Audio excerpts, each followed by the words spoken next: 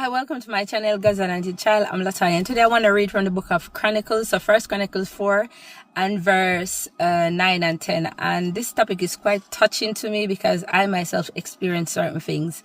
So I'm going to read. So verse 9 and 10 from First Chronicles 4. So it said, Jabez was more honorable than his brothers. His mother has named him Jabez, saying, I gave birth to you him in pain.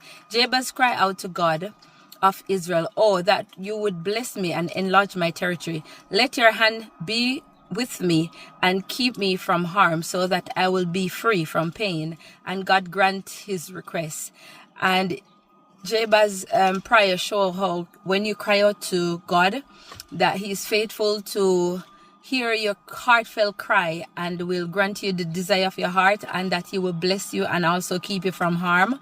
And you know, the mom, because of pain, she named him what he named him. And a lot of us, and this is real life testimony, a lot of us, we also do certain things because like the way we plan our life, it didn't work out. And like most single mom, I'm not saying everyone, but most single mom sometimes regret having their kids and by who. And this happened to me when, you know, I gave birth to my first child at 25 and I got pregnant for a Nigerian man that really tricked me.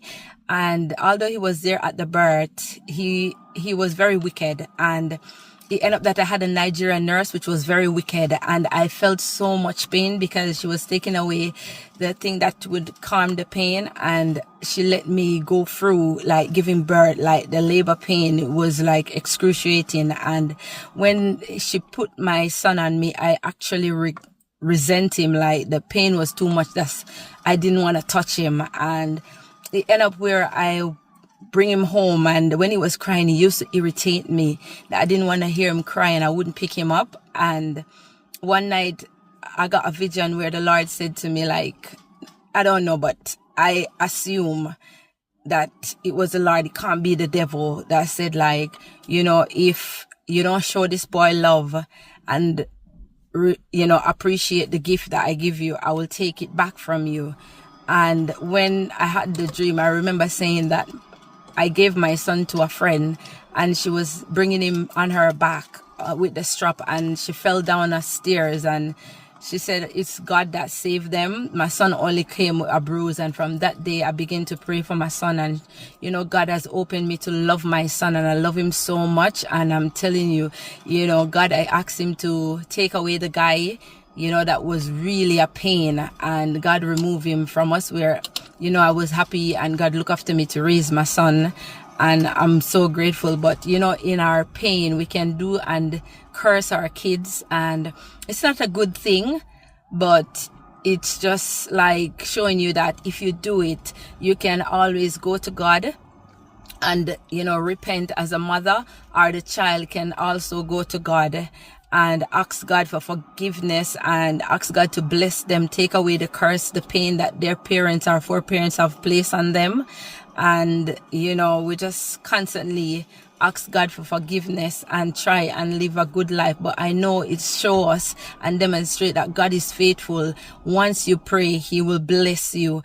And I will put this in, like, a lot of people are saying, like, you know, they don't get the blessing like how Joseph, because he went through the same thing with like being rejected by his brothers and stuff like that, and he went into a palace. And a lot of people say, oh, God hasn't blessed me because I haven't seen the riches, the big car, the big house. But you have to notice that sometimes you can be rich with life, with health, and with good people around you to look after you, if anything. And sometimes we take those little things for granted, you know what I'm saying, even just by walking and being around with people who genuinely care for us to go on holidays and spend time with, and even so to spend time with yourself in your right mind and in good health. And I used to always say, like, a lot of people will go to a witch doctor to ask for riches, and in that witch doctor, like, I used to ask God, this was something that really bothered me because I know some family members that they do evil. And I used to say, I can't see them like benefiting from these evil that they're practicing. It's like they're more losing. And I'm saying, what's the purpose of them doing evil when they're not benefiting? And the Lord said to me, like, they're benefiting, but not in the way that I would think with material things, but like they have a rank in the spiritual life, like they have powers, like, you know, to do things. And he showed me them, like that they're queen underneath the sea, or queen for the river. Like they have big connection where they don't need money or material things. They just need that spiritual ranking, but it's demonic, but they have a spiritual ranking, and they keep like stealing people's destiny.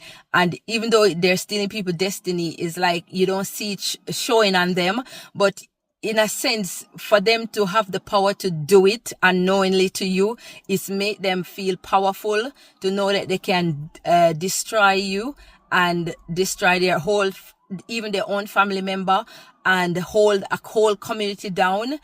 And you know, you're so blinded towards these things. And when I saw it, I used to say to God, I know I'm deviating from the topic, like, why do you allow these people to do that? Why don't you strike them down, or give me the power to strike them down? And the Lord like said to me, no, it doesn't happen like that. So, you know, he give them enough time for them to repent. And if not, the repercussion of what will come to them, they will want to even cry out for mercy, or it's probably be too late. It's their cry.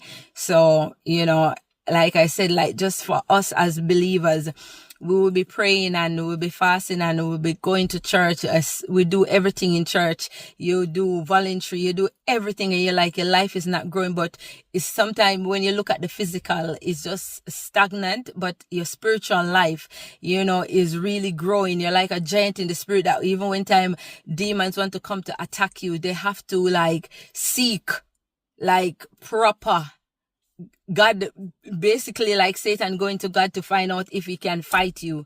That's how strong you are spiritually. And I am that, like that. Definitely. It's not easy for any spirit to just run up on me or just come and oppress me. And it's like, you know, I brush it off. Me, I would have to be cast and be binding and be sending things back. So for me, it's, you know, God has given me the discerned spirit to see when they come, whether in the dream or even when they come as shadow, I can locate them in the house. So it's not easy where they can come be casting spell and it's unseen, whether they leave their body to come to my house or not. It's just not easy for them. And that would not show out on the physical, that I said I have lots of money or anything, but spiritually, people that are evil would even tell me, oh, you know that you're a giant in the spirit.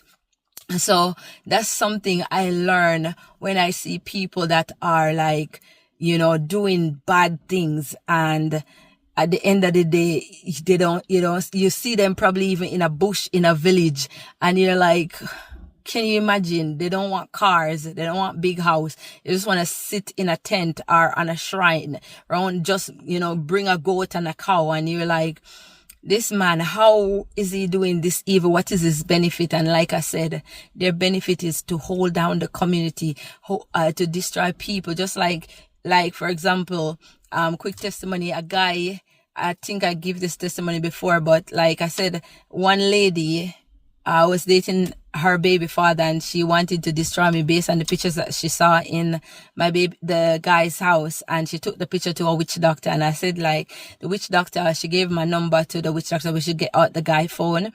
And the witch doctor called me, so he was meant to call me to place a curse on me. So when he called me with an unknown number, he said when he was trying to place the curse on me, it wouldn't work. And then eventually his power just like dissipate.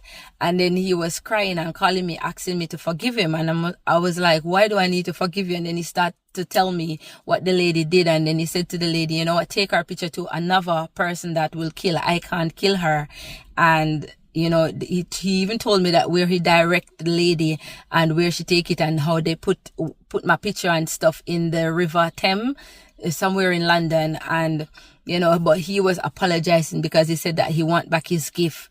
And, you know, so I'm just showing you, like, a lot of people come, and even them that try to harm you have to, like, repent or call you and ask for forgiveness unknowingly to me. You understand? I didn't even see that. Yeah, I didn't do nothing, probably at home, just praying my usual prayer. But things like this happen, and it happened. So pray up. Don't reject your children. Pray over them. Anoint your kids, and continue to stay blessed. And if you like my content, click like and share. Thank you.